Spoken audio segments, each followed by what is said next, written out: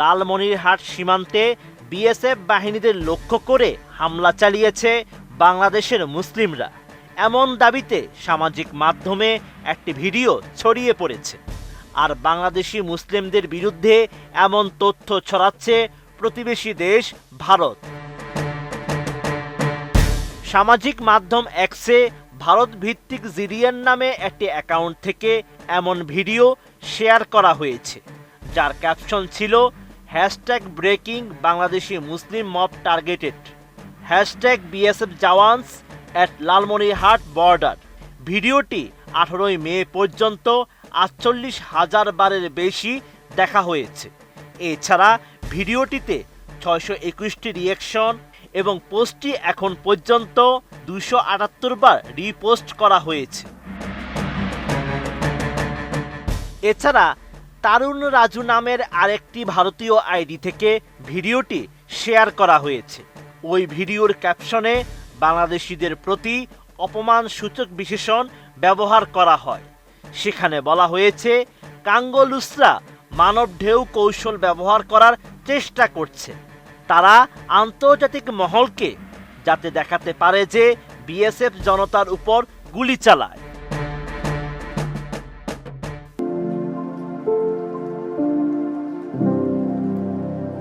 তবে fact checking প্রতিষ্ঠান the dissent জানিয়েছে, বিএসএফ বাহিনীকে লক্ষ্য করে হামলার দাবিটি সত্য নয়, কারণ প্রচারিত ভিডিওটিতে বাংলাদেশের নিউজ পোর্টাল বিডি নিউজ 24 এর লোগো দেখা যায়।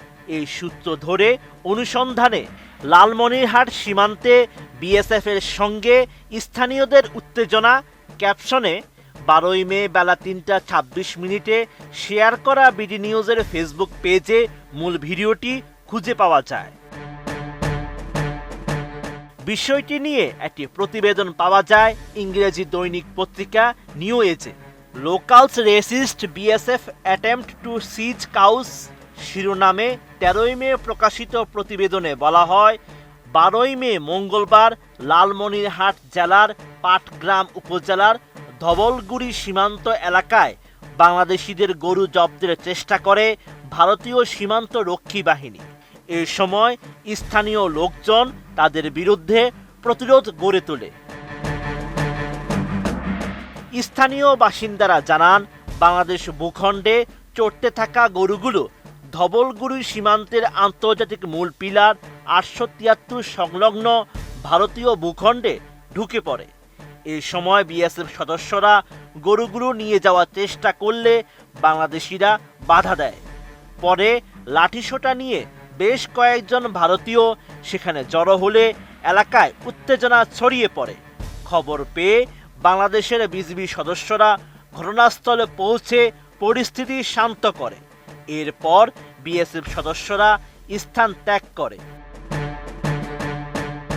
জোংরা ইউনিয়নের 8 নম্বর ওয়ার্ডের সদস্য নজরুল ইসলাম জানান, গরু জব্দকে কেন্দ্র করে বাংলাদেশি ও বিএসএফ সদস্যদের মধ্যে বাকবিতণ্ডা হয়। বিজিবি সদস্যরা দ্রুত ঘটনাস্থলে গিয়ে পরিস্থিতি নিয়ন্ত্রণে আনে। আর 61 বিজিবি ব্যাটালিয়নের অধিনায়ক লেফটেন্যান্ট কর্নেল ফজলে মুনিম বলেন, এটি একটি সামান্য ভুল বুঝাবুঝি ছিল, যা এখন সমাধান হয়েছে। বর্তমান পরিস্থিতি স্বাভাবিক রয়েছে। একই তথ্য পাওয়া যায় ঢাকা পোস্ট, জাগো নিউজ সহ আরও কিছু জাতীয় গণমাধ্যমে। এ ঘটনাকেই এক্সে বাড়িয়ে বাংলাদেশি মুসলিমদের পরিকল্পিত হামলা বলে প্রচার করা হচ্ছে।